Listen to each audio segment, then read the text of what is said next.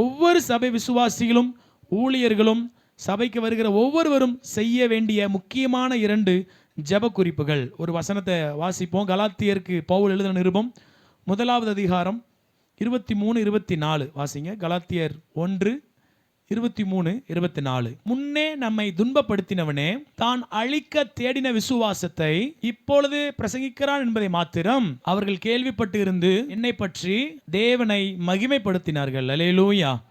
முன்னே நம்மை துன்பப்படுத்தினவனே. இன்னைக்கு சபைக்கு விரோதமாய், சபை இருக்கிற விசுவாசிகளுக்கு விரோதமாய், கர்த்தருடைய ராஜ்யத்திற்கு விரோதமாய் அநேக துன்பப்படுத்துகிறவர்கள் எழும்பி இருக்கிறார்கள். மறைமுகமாக செயல்படுகிறவர்கள், நேர்முகமாக செயல்படுகிறவர்கள், சபைக்கு விரோதமாய் பேசுகிறவர்கள், எப்பேற்பட்ட எதிராளியாக எதிர்ப்பாக இருந்தாலும் கர்த்தர் அவர்களையும் பவுலை போல மாற்ற வேண்டும். அல்லேலூயா. நம்முடைய சபை மாத்திரமல்ல, உலகம் எங்கிலும் இருக்கிற ஒவ்வொரு சபைகளுக்கு விரோதமாக எழும்பி நிற்கிற, துன்பப்படுத்துகிற பொல்லாத கிரியைகள், பொல்லாத மனிதர்கள், பொல்லாத எதிர்ப்புகள் ஆண்டவராகிய இயேசு கிறிஸ்துவின் நாமத்தில் அவைகள் விசுவாசத்தை பேசுகிறவர்களாக மாறட்டும். ஆமென் சொல்லுங்க.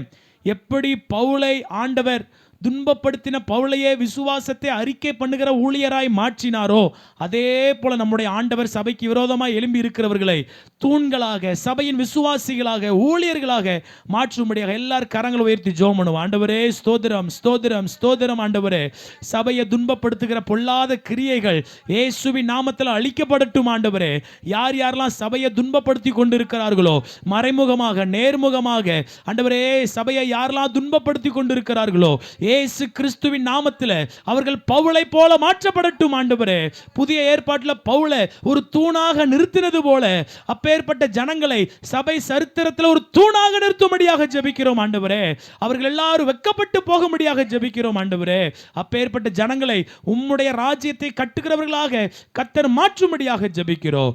இயேசு கிறிஸ்துவின் நாமத்தில் ஜெபம் கேட்ட நல்ல பிதாவே, ஆமென், ஆமென், ஆமென். 2வது ஜெப குறிப்பு என்னன்னா, கலாத்தியர் 2வது அதிகாரம் 7வது வசனம் 8வது வசனம் வாசிப்போம். அதுவும் அல்லாமல் விருத்த சேதனம் உள்ளவர்களுக்கு அப்போஸ்தலனாய் இருக்கும்படி பேதுருவை பலப்படுத்தின புறஜாதிகளுக்கு அப்போஸ்தலனாய் இருக்கும்படி என்னையும் பலப்படுத்தினபடியால் விருத்த சேதனம் உள்ளவர்களுக்கு சுவிசேஷத்தை பிரசங்கிக்கும்படி பேதுருவுக்கு கையளிக்கப்பட்டது போல விருத்த சேதனம் இல்லாதவர்களுக்கும் பிரசங்கிக்கும்படி கண்டு அறிந்தபோது யாக்கோபும் கேபாவும் யோவானும் போதும்.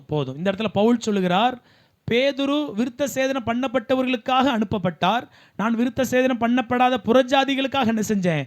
அனுப்பப்பட்ட. இந்த ஜெப குறிப்பினுடைய நோக்கம் என்னன்னா, சபைக்குள்ள பேதுருக்கள் எழுமணும், பவுல்கள் எழுமணும். அல்லேலூயா. பேதுருக்கள் என்றால் ஏற்கனவே தேவனை அறிந்து கொண்டிருக்கிறவர்கள். அநேகர் பின்வாங்கி போய், அநேகர் மத சடங்காச்சாரத்தில், அநேகர் மறுபடியும் தூக்க முடியாத சுமைகளை சுமந்து கொண்டிருக்கிறார்கள். அப்படிப்பட்டவர்களுக்கு பேதுருக்கள் எழும்பி சுவிசேஷத்தை அறிவிக்கணும். ஆமென் சொல்லுங்க. பவுல் புறஜாதி ஜனங்கள், தேவனை அறியாதவர்கள், காணியாட்சிக்கு புறம்பாய் இருக்கிறவர்கள், அல்லேலூயா, அவர்களை சந்திக்கும்படி தேவன் பவுல்களை நம்முடைய சபையில் எழுப்ப வேண்டும். ஆமென் சொல்லுங்க.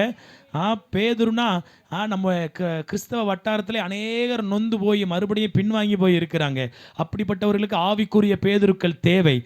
பவுல் என்றால் அநேக தேவனை அறியாதவர்கள், அவங்க நொந்து தினமும் தினம் செத்து கொண்டிருக்கிறார்கள். அவர்களுக்கும் சுவிசேஷம் தேவை. ஆமென் சொல்லுங்க. 2 பேருக்குமே சுவிசேஷம் தேவை. அல்லேலூயா. அநேக சபைகள் உயிர்ப்பிக்கப்படணும், அதற்கு பேதுரு தேவை.